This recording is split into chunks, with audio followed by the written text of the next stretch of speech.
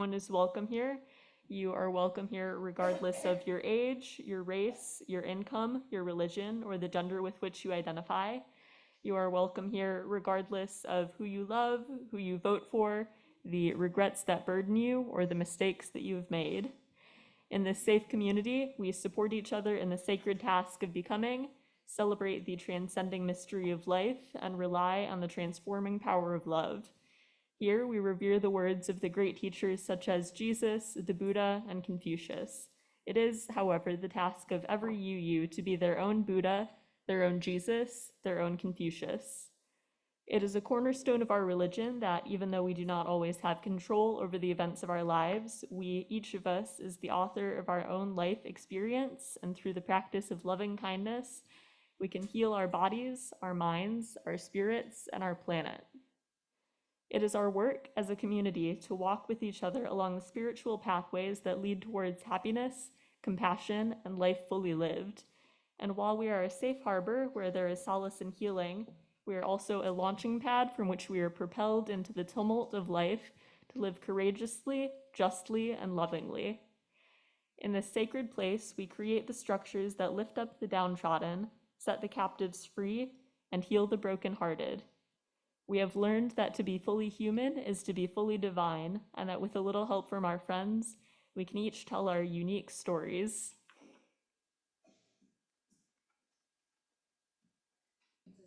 No, come on up. If you want me to light, or you can light, or you can do it all. If you can light and I'll read. Good morning, everybody. My name is Peggy.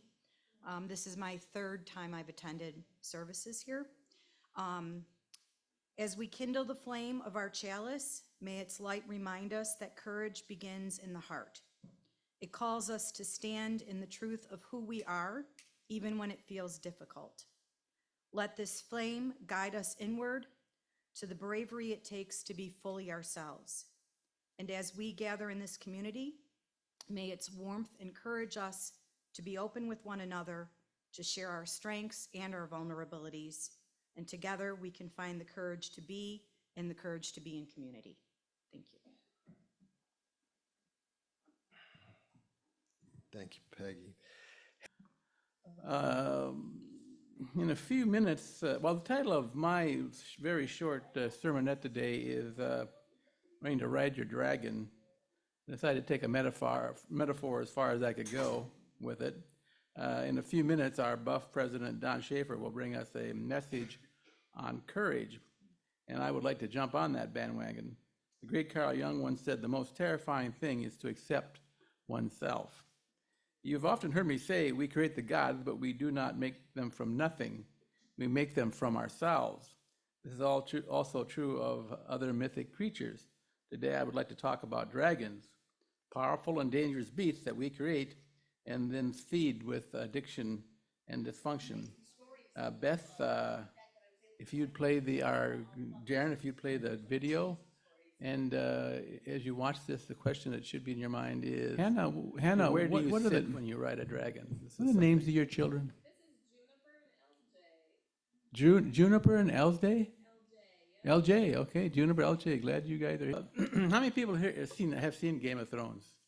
Yeah, okay, so you're familiar with that footage. I chose it because it shows how, at least, how terrible dragons can be, but I have to say, they're much worse than that.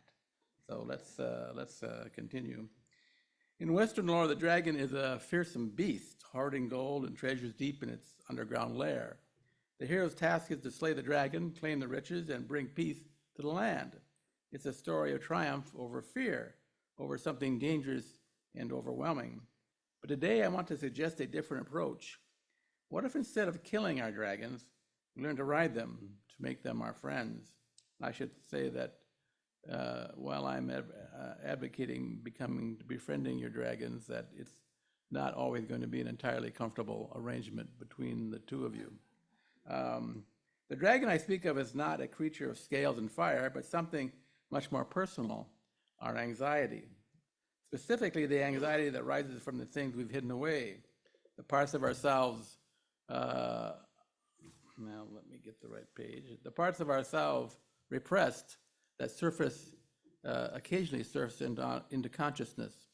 These are the dragons of our inner world, and they guard something precious, the gold of who we truly are. Why do we repress these parts of ourselves? It's simple. They frighten us. Maybe it's anger we learned as a child we must never express. Maybe it's talents that don't fit into the world's expectations. Maybe it's desires or dreams that seem too big, too risky. So we push these parts of ourselves down into the caves of our unconscious, the shadow lands of our psyches. They do not go away. Instead, they give birth to dragons, anxiety, depression, fear, all the time guarding what we've hidden, blocking our access to our gold, the gold we need to live rich, whole lives. By taming our dragons, by confronting our anxieties and sitting with the fears, we access that gold. We learn that the very things we find so terrifying are essential for living a full, authentic life.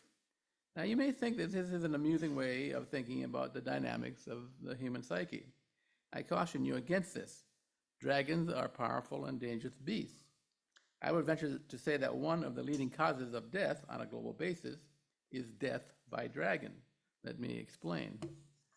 Our dragons, our anxieties frighten us so much that we often look for ways to buy them off by medicating ourselves, often with addictive substances and dysfunctional ideologies. Here are some examples of dragon, or at least in my opinion, what are dragon-related deaths in the U.S. 109,000 dead from drugs overdose every year. 140,000 annually from alcohol abuse. Obesity, 300,000 annually, or related deaths from obesity. 49,000 killed by depression and suicide every year. Did anyone locking on, anyone now beginning to think about their own dragon? Yeah, maybe, I hope so. I further hold the opinion that the tens of thousands killed in the current situations in Gaza and Ukraine are dragon-related deaths. The January 6th riots at the Capitol were the direct result of mass addiction to a dysfunctional political ideology. We must beware. If we do not harness our dragons, charismatic but maladjusted leaders will capture them and use them against us for their own purposes. It seems self-evident to me that Vladimir Putin is paying his dragon off with the blood of hundreds of thousands of Ukrainian, Russian men, women, and children. I think this is also true of ISIS, the Houthis, Hamas, Hezbollah, and many Israelis, of whom are feeding their dragons on a steady diet of hate and the death of the innocents. It also seems likely that paying tribute to dragons in the currency of dead bodies is not unknown in our own governmental leaders as well. On a personal note, my father was what I call an equal opportunity hater. He hated blacks, he hated Lutherans, he hated Democrats, he hated Catholics, and he really, really hated Hubert Humphrey. And I heard him say on several occasions, maybe Hitler was not all wrong about the Jews. And when Martin Luther King was shot, he said, well, someone has done a favor for our country. Hate was the way my father paid off his terrifying dragon of anxiety. My siblings and I inherited the habit of using hate in all its multifarious forms to pay off our dragons. Because of this, all 5 of us have suffered life-threatening diseases, obesity, or severe depression. I was told by my doctor in 1999 that I probably had, at most, because of advanced heart disease, 2 years to live. I feared death more than I feared dragons. I took the opportunity to learn from a wise spiritual guide to sit with my anxiety and other unpleasant emotions and learn from them. Gradually, I befriended my dragons. I no longer needed hatred as dragon fodder. My dragons became less terrible and released my treasure of gold. I discovered that some of my gold is a strong strain of mysticism that encourages me to follow my own intuitions about the nature of the universe and to see myself and all life as an expression of one great infinite life. I see clearly now that I am not merely living a life, that my true identity is life itself. So the bottom line of this sermon net is that while dragons are mythological, they are also dangerous and powerful beasts that can and do diminish our lives by requiring us to pay tribute to them with addiction, depression, dysfunction, and the blood of the slaughtered. When, however, we find the courage to befriend our dragons, we can reclaim our gold. We can reclaim the treasure of knowing ourselves more fully. We can know again the joy of embracing the whole being, our whole being, which is, at least in my opinion, the whole of being. So let's take a moment for a quiet meditation. So let us enter into a space of quiet where we can meet ourselves with honesty and compassion. Fear can often feel like a wall separating us from the fullness of life and from parts of ourselves yet undiscovered. But in this silence, we remember that courage is not the absence of fear. It is the willingness to be present with it, to feel it, and to breathe through it. And we hold this moment of stillness together. As we hold this moment of stillness together, may we invite the quiet strength within us to come forward, trusting that as we face our fears, we find new paths towards wholeness, peace, and self-understanding.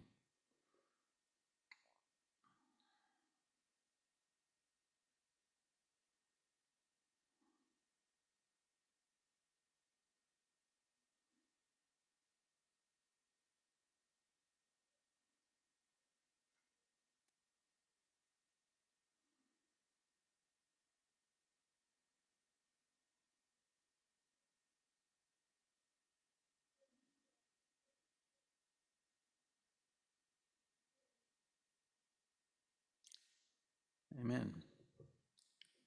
And by the way, I've sent a copy of the sermon to my siblings. I'm looking forward to seeing how they react to it.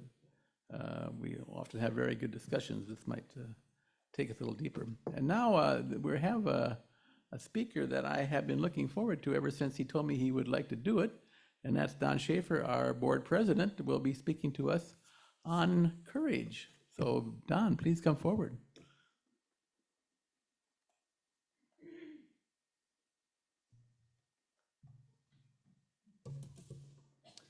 Thank you, Jim, for your thoughtful words.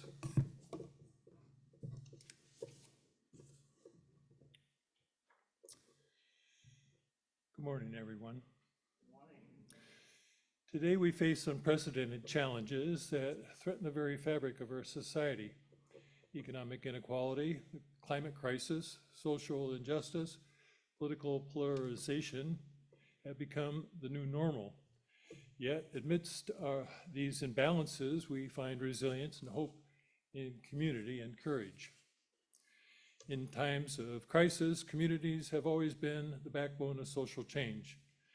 They provide support, solidarity, and a sense of belonging. When we come together, we foster empathy and understanding, collective action, and advocacy. Communities nurture resilience, adaptability, promoting social cohesion and trust. Those of us here today who were born before or shortly after World War II and who lived through 4 decades of the Cold War probably remember the joy and relief felt when the Berlin Wall came down November 9th, 1989. An end to the Cold War was declared at the Malta Summit in early December, and the reunification of Germany took place in October of the following year. Speaking at a joint news conference at the Malta Summit, the Soviet leader, Mikhail Gorbachev, announced, "The world is leaving one epoch and entering another. We are at the beginning of a long road to a lasting peaceful era. The threat of force, mistrust, psychological and ideological struggle should all be things of the past. I assured the President of the United States that I will never start a hot war against the USA." In reply, President George H.W. Bush said, "We can realize a lasting peace and transform the East-West relationship to one of enduring cooperation. That is the future that Chairman Gorbachev and I began right here in Malta." Gorbachev's internal reforms had, meanwhile, weakened his own Communist Party and allowed power to shift to Russia and other constituent republics of the Soviet Union.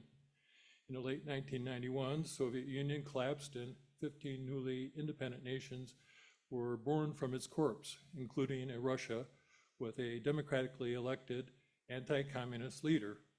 The Cold War had come to an end. However, not satisfied with the prospects for developing a world at peace, Our national security policy leaders undertook a period of unipolar world hegemony and strategic primacy, beginning with the first war in Iraq in 1989 until today. The United States is engaged in a 35-year period of endless war. In 1945, the U.S. emerged from World War II as the world's largest creditor nation, wielding unparalleled economic influence. Fast forward to today, we find a stark reversal. The U.S. has become the world's largest debtor nation. Meanwhile, China, over the past 40 years, has experienced remarkable economic growth, year after year, lifting 800 million citizens out of abject poverty as it became the second largest creditor nation with a GDP second only to the United States. This seismic shift has far-reaching implications. Our national debt exceeds $35 trillion, while our discretionary annual military spending nears $1 trillion. According to CNBC's Jeff Cox's October 18, 2024 article, quote, interest expense for the year totaled $1.16 trillion, the first time that figure has topped the trillion-dollar level. Net of interest earned on the government's investment, the total was a record $882 billion, the third largest outlay in the budget, outstripping all other items except Social Security and healthcare, unquote. The financial burden of our global military presence, with over 800 military bases worldwide, weighs heavily on our economy and society. The human cost of perpetual war and military interventions is staggering. Tens of millions of people have been displaced as refugees, injured or lost their lives in conflicts fueled by U.S. military involvement. The psychological toll on veterans and their families is immeasurable. The unspoken costs are the divisions of resources, the unspoken costs are the diversion of resources from domestic needs while weapons manufacturers continue to reap record profits. As we prioritize military might, our national infrastructure crumbles. Education suffers, healthcare and housing disparities worsen. This contrast between our strategic global primacy ambitions and domestic neglect raises critical questions. Is this overreach? Are we sacrificing our public's well-being for the sake of maintaining a fragile global hegemony? The answer lies in the stark reality of our national security policy priorities. Consider the opportunity cost. An annual $900 billion in military spending could fund universal health care, education reforms, and green infrastructure revitalization. The maintenance of 800 plus military bases could be redirected toward domestic economic development. The trillions spent on 35 years of endless war could address the climate crisis, poverty, and social justice. It's time to reassess our national priorities and recognize the interconnectedness of our pressing challenges: nuclear arms proliferation and tensions, the climate crisis, economic inequality, and social justice are not isolated issues. They are symptoms of a broader systemic problem. We must summon the courage to challenge our assumptions and redefine national security. True security lies not in military might, but in economic resilience and sustainability, social cohesion and equity, environmental stewardship, and climate action. As we navigate catastrophic times, let's draw inspiration from those who have come before us, leaders who have challenged the status quo and paved the way for a more just and equitable society. As our 35th president, John F. Kennedy, said at the American University commencement speech on June 10th of 1963, quote, "Wherever we are, we must all in our daily lives live up to the age-old faith that peace and freedom walk together. In too many of our cities today, the peace is not secure because freedom is incomplete. It is the responsibility of the executive branch at all levels of government, local, state, and national, to provide and protect that freedom for all our citizens by all means within our authority. It is the responsibility of legislative branch at all levels, whether the authority is not now adequate, to make it adequate. And it is the responsibility of all citizens in all sections of this country to respect the rights of others and respect the law of the land. All this is not unrelated to world peace. When a man's ways please the Lord, the scripture tells us, he maketh even his enemies to be at peace with him. And is not peace, in the last analysis, basically a matter of human rights, the right to live out our lives without fear of devastation, the right to breathe air as nature provided it, the right of future generations to a healthy existence? While we proceed to safeguard our national interest, let us also safeguard human interest. And the elimination of war and arms is clearly in the interest of both. In concluding his address to the graduating class, he affirmed, quote, "We shall also do our part to build a world of peace where the weak are safe and the strong are just. We are not helpless before that task or hopeless of its success. Confident and unafraid, we labor on, not toward a strategy of annihilation, but toward a strategy of peace," unquote. Today, we are facing a perfect storm of catastrophe. The climate crisis brings devastating wildfires, rising seas, the death of coral reefs, destructive hurricanes, and unprecedented weather. The fossil fuel industry's grip on our government perpetuates pollutions while delaying the transition to clean energy alternatives to power our civilization. War and nuclear threats have brought us to 90 seconds before midnight on the doomsday clock of the Science and Security Board Bulletin of Atomic Scientists. At the end of the Cold War in 1992, the doomsday clock was put at 17 minutes before midnight. Our 5 most recent presidents have all brought us closer to Armageddon. President Bill Clinton brought us closer to disaster by reneging on U.S. assurances given by Secretary Baker to his Soviet counterpart not to move NATO east of a newly reunited Germany, and started the NATO enlargement by bombing Belgrade for 78 straight days. George Bush Jr. brought us closer to midnight by launching 2 unnecessary wars, first in Afghanistan and then in Iraq on phony premises, and by unilaterally abandoning the anti-ballistic missile treaty in 2002.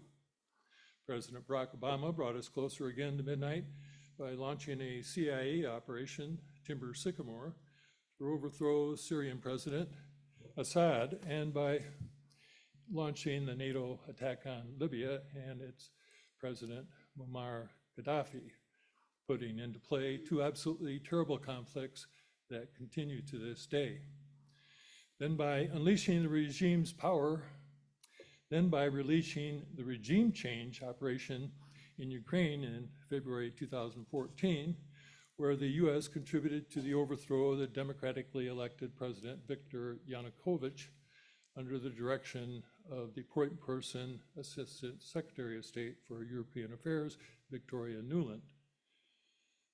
President Donald Trump took us still closer to midnight by walking away from the Joint Comprehensive Plan of Action, commonly known as the Iran nuclear deal, and intensifying instability with China by sending $18 billion worth of armaments to Taiwan. Then President Joe Biden has taken us still closer to just 90 seconds before midnight, now on 3 fronts, by refusing to negotiate over NATO enlargement that could have avoided the loss of over 1 million lives due to the war in Ukraine, and by telling the current Ukraine president to walk away from negotiations in Turkey in March of 2022 that were about to bring about a resolution of the conflict by Ukraine agreeing to become a neutral nation again. Furthermore, the U.S. has become complicit in a genocide of the people of Palestine by continuing to ship a nonstop supply of bombs and advanced weapons to Israel, who's engaged in a campaign of ethnic cleansing for 75 years. President Biden has also stoked hostilities with China by sending additional armaments to Taiwan and by making preparations for further escalations in the Taiwan Strait.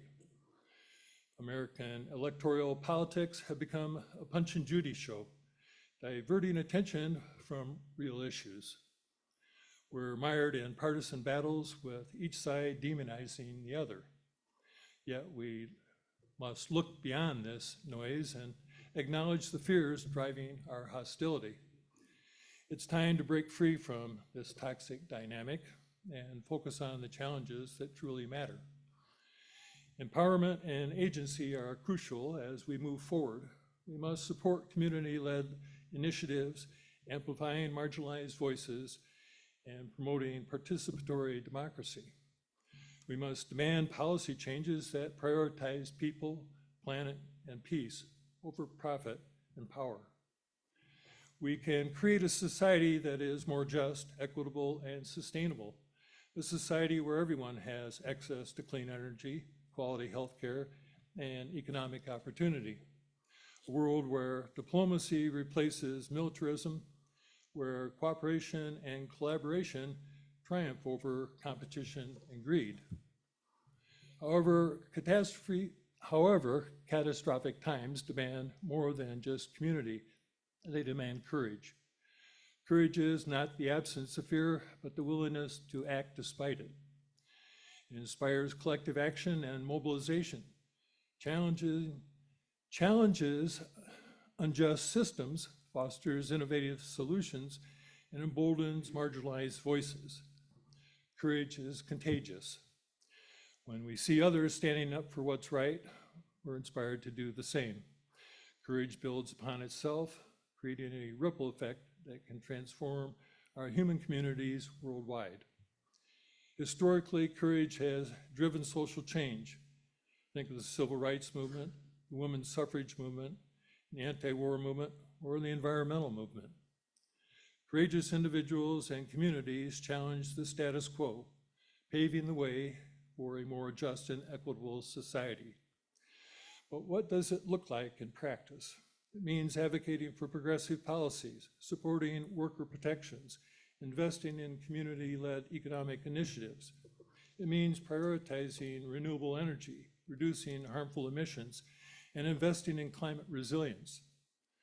We also must recognize the interconnectedness of our challenges. Climate change is not just an environmental issue, it's also an economic issue.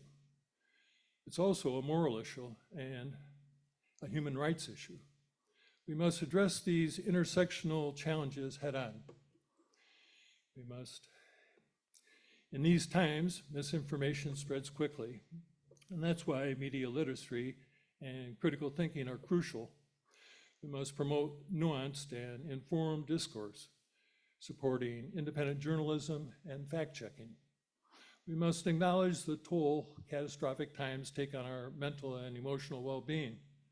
Self-care, mindfulness, and compassion are essential for sustaining our collective energy.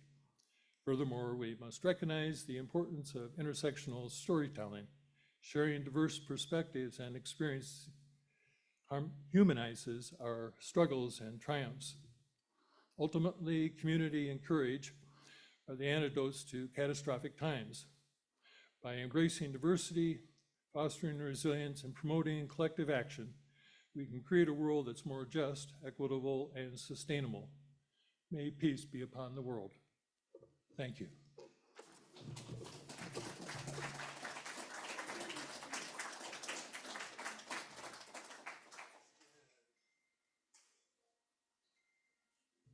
Don, that was really great. At the danger of running over a little bit, does anyone have any questions they'd like to ask Don today? Anybody want to put something to the mic? I just want to say, I realized that as I was reading my sermon that it was a lot heavier than I wanted it to be, and so we had a kind of a heavy Sunday. But it's my considered opinion that we all can work for peace, and we can do that by it takes a little courage to face up to our fears, to learn how to ride our dragon, so to speak, to face up to the difficulties that we have as human beings. And I know that sounds kind of heavy, but it's through those gates of hell, so to speak, that we find our peace. So, at any rate, Don, thank you. Julia, would you like to come forward and ask a question?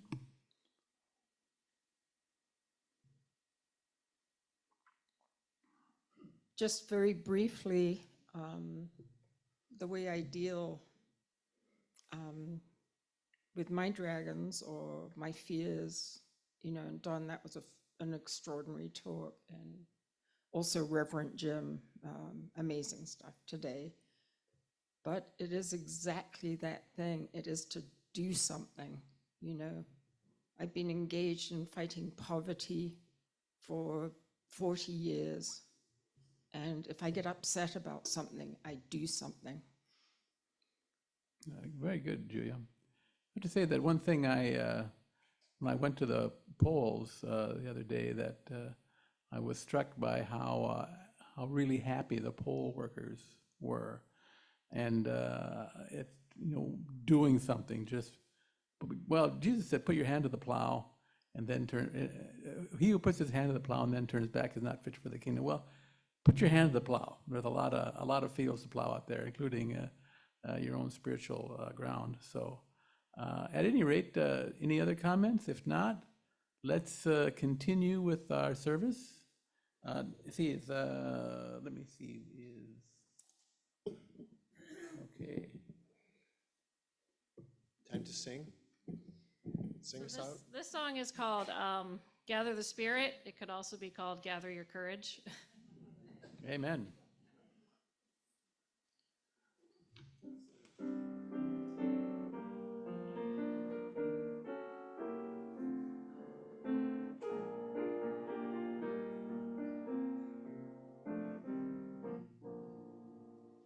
Gather the Spirit, harvest the power, our separate fires will kindle one flame.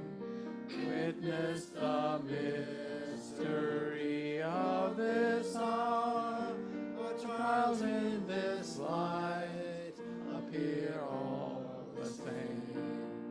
Gather in peace, gather in thanks, gather in sympathy now and then, gather in hope, compassion and strength, gather to celebrate once again.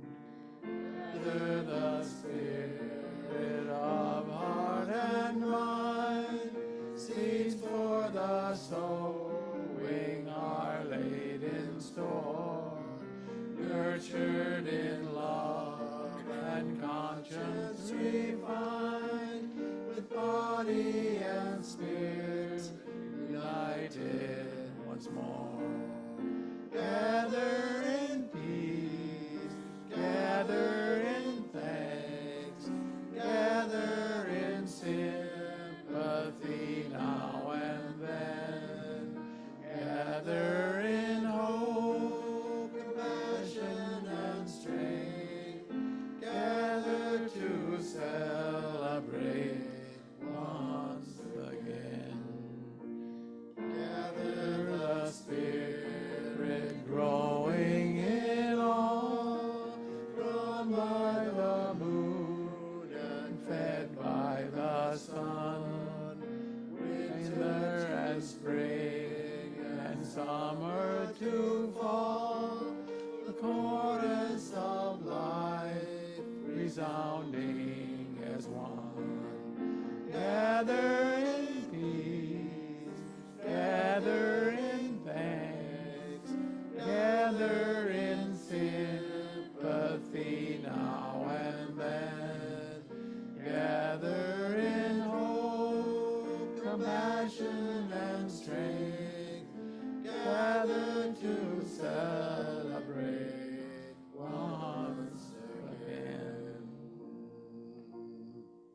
good.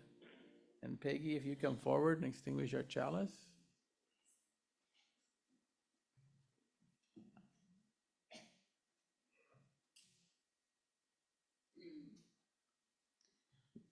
As we extinguish this flame, may its light live in our hearts. Though the chalice is no longer lit, the courage it symbolizes remains with us. May we carry that courage forward, courage to be true to ourselves and courage to walk alongside one another in community. Let us leave here with a deeper sense of connection, knowing we are never alone in this journey. Amen. Thank you, Peggy.